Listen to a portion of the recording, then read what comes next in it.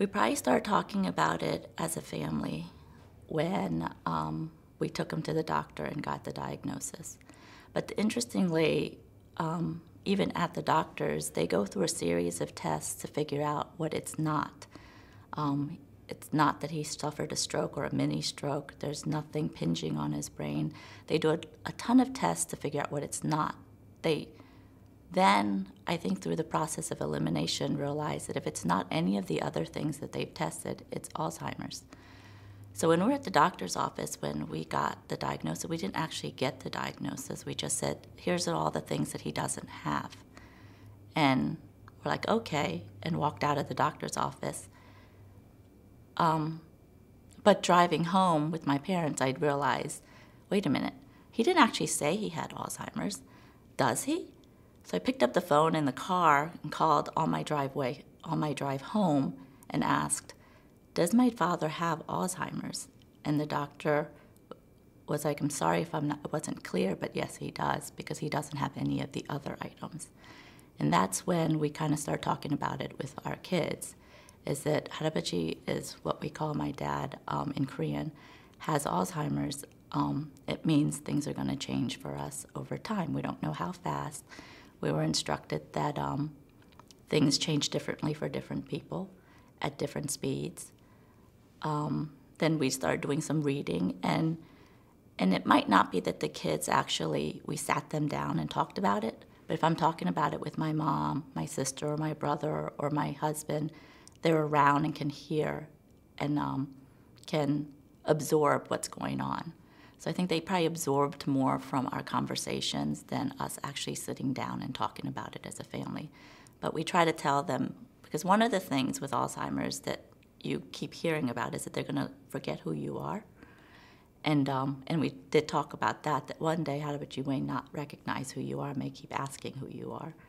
But fortunately for us, even after 6 or 7 years, we aren't at that point, which I'm grateful for. Yeah. I think you should let kids know that it is a disease that right now that we don't have a cure for it.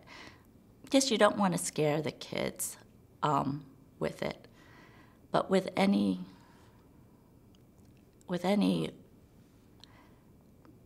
serious diseases, I think kids need to be seriously told that this isn't something that's going to pass.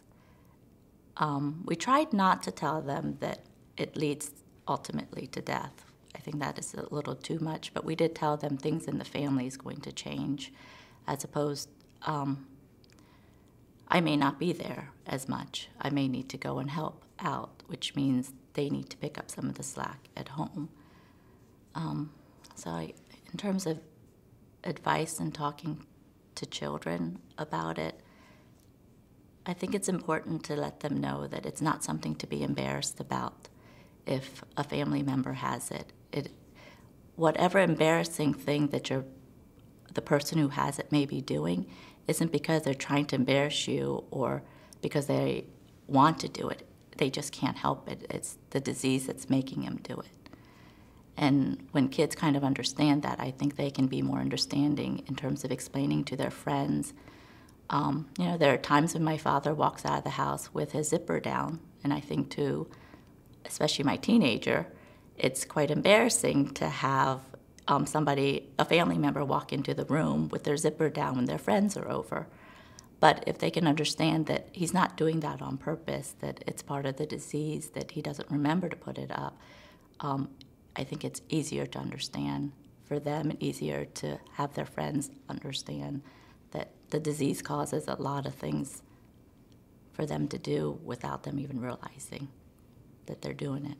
The one thing interesting about Alzheimer's that I've noticed is that he forgets what you might have just told him, but he can totally feel your emotions. So he knows when you walk into a room and you're happy to see him, he becomes extremely happy to see you back, regardless of whoever it is. I found it very interesting that my dad wasn't ever an emotional reader that I can ever remember growing up. He wasn't the one who gave us hugs. He wasn't the emotional person. But now with Alzheimer's, he can feel your emotions and reacts to them. So when I'm distracted and he's trying to tell me something and I get my BlackBerry and I'm checking it, he gets agitated that I'm not giving him my full attention.